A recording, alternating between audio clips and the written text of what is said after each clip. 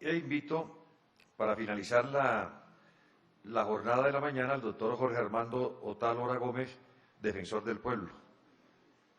Una vez culminada esta intervención, vamos a continuar la etapa de las horas de la tarde con los expertos nacionales e internacionales a partir de las 2 en punto.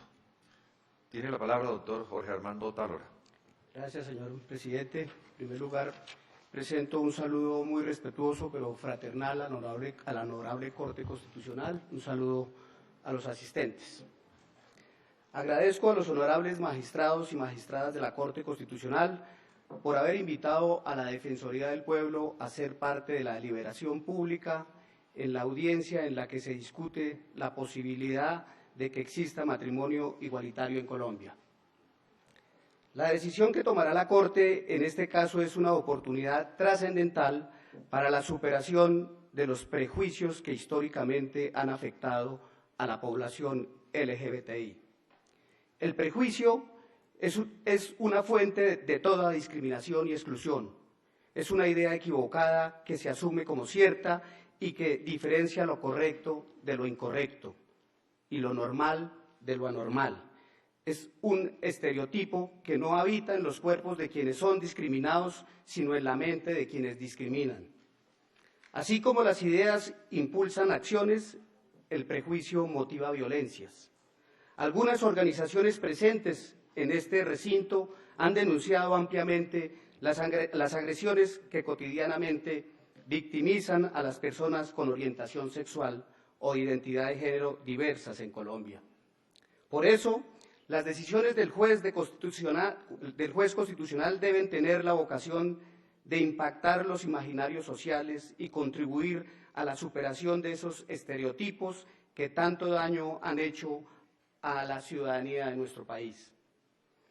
Desafortunadamente, las instituciones en general y el derecho en particular han servido de vehículos para reproducir esos contextos de discriminación y exclusión que han padecido las personas LGBTI.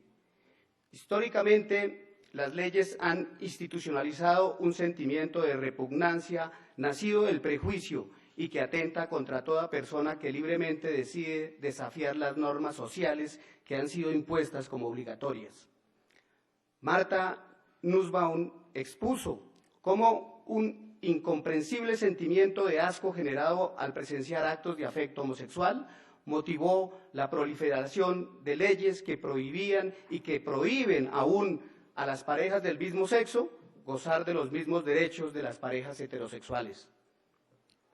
Pero en un Estado pluralista y democrático, el sentimiento de repugnancia debe ser eliminado de la legislación y reemplazado por el espíritu de justicia que favorezca la reivindicación de los derechos. Esta es la tarea del juez constitucional, quien tiene competencia para remover aquellos rastros de prejuicio, discriminación o exclusión que todavía existen en la legislación colombiana. Es la justicia constitucional la que puede hacer del derecho una herramienta para luchar por los derechos de quienes hoy son marginados y excluidos. Con el fin de apoyar tan importante labor, a continuación responderé a las preguntas hechas por la Honorable Corte Constitucional. Pero antes, permítanme destacar algunas razones que explican por qué un Estado democrático de derecho, el matrimonio igualitario debe prevalecer sobre el matrimonio excluyente. La primera razón es una razón histórica. El matrimonio es una institución que, así como hoy excluye a las parejas del mismo sexo, hasta hace poco tiempo discriminaba a las mujeres y a otros grupos poblacionales. Por ejemplo, con el fin de mantener una homogeneidad racial, en Colombia estaba prohibido que los españoles se unieran con indígenas, negros, criollos o mulatos. Para el mantenimiento de la clase, la pragmática real sobre matrimonios de 1776 y luego el Código Penal de 1824 otorgaba a los padres un derecho de veto sobre las uniones desiguales de sus hijos y les permitía impedir matrimonios con personas de una menor fortuna, estatus y posición social. Y además en el Código Civil de 1873 negaba la voluntad de la mujer durante el matrimonio, pues el hombre asumía su representación legal y ni siquiera se le permitía administrar los bienes comunes. Las injusticias reproducidas por el matrimonio comenzaron a cambiar parcialmente en el siglo XX y la normatividad dejó de discriminar a las mujeres, a los indígenas, a los pobres y a otros grupos. Hoy se escribe un nuevo capítulo de la historia de la institución del matrimonio, en el que la Corte Constitucional tendrá la posibilidad de avanzar en la garantía de una ciudadanía plena para las parejas del mismo sexo y proteger el derecho de todo individuo a casarse sin importar con quién. La segunda razón proviene de la filosofía política. En la actualidad, la unión matrimonial es una decisión libre que desarrolla el plan de vida de dos personas. Según Axel Honneth, cuando dos individuos deciden unir sus vidas en un vínculo basado en el amor, el uno se convierte en condición de libertad para el otro.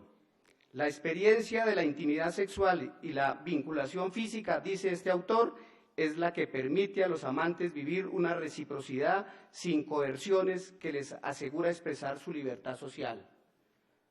Pero dicha libertad es anulada cuando esa unión basada en el amor es obstaculizada por el propio Estado, cuando la ley impide la realización de un proyecto de vida de dos individuos que buscan conformar una familia mediante un matrimonio, está abandonando el principio esencial de no intervención estatal en la esfera privada de las personas.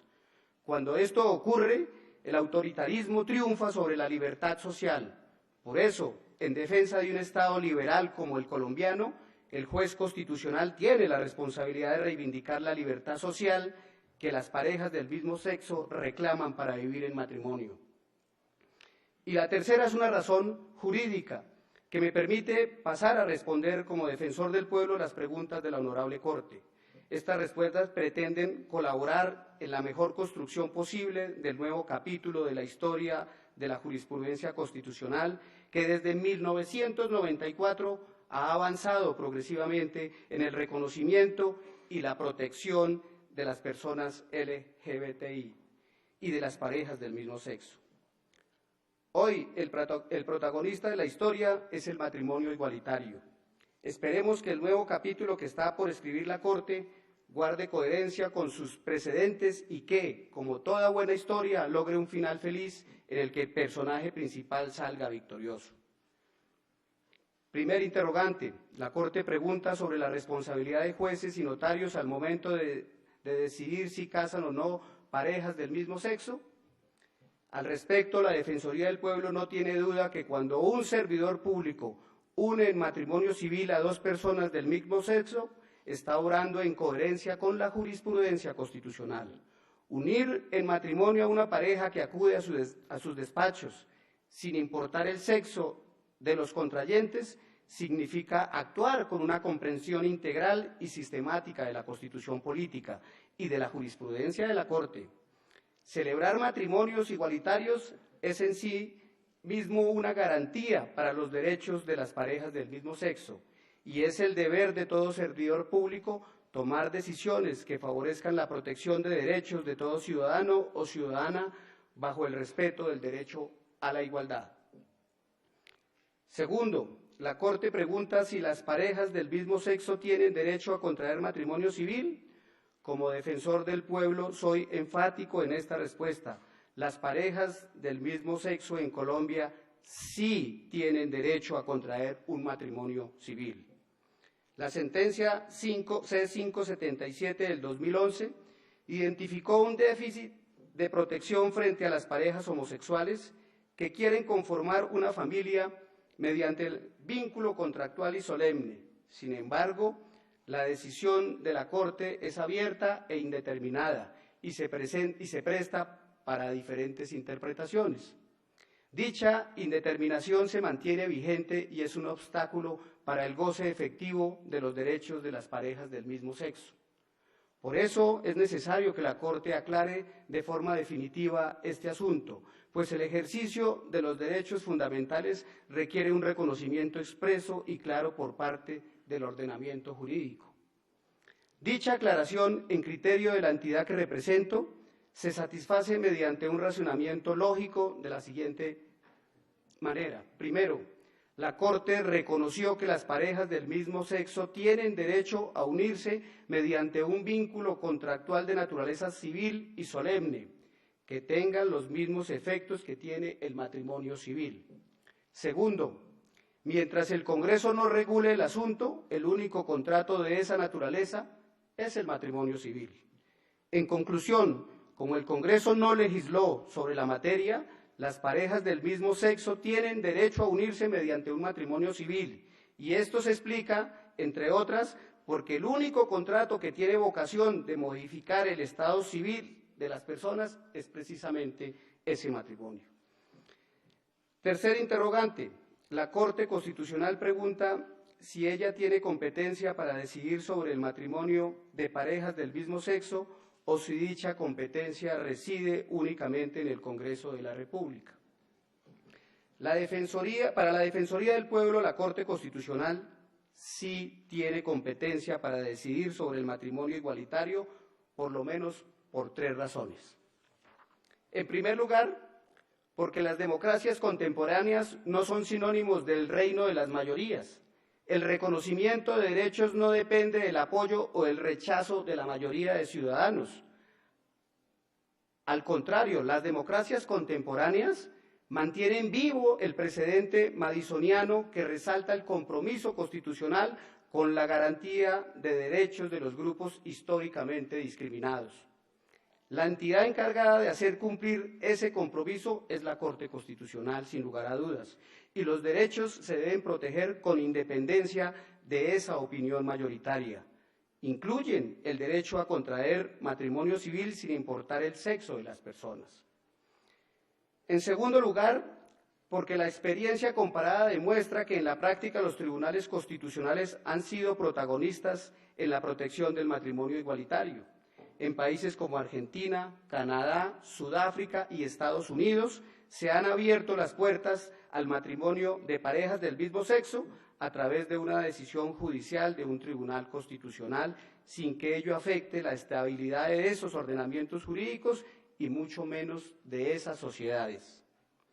Y en tercer lugar, porque en nuestro caso la competencia de la Corte se encuentra justificada a partir de su propio ejercicio de autorrestricción, ya que en el año 2011 este tribunal, respetando la deliberación pública, otorgó al Congreso un término de 2 años para legislar en la materia, y solo cuando éste no lo hizo, convocó a este espacio para pronunciarse sobre este tema.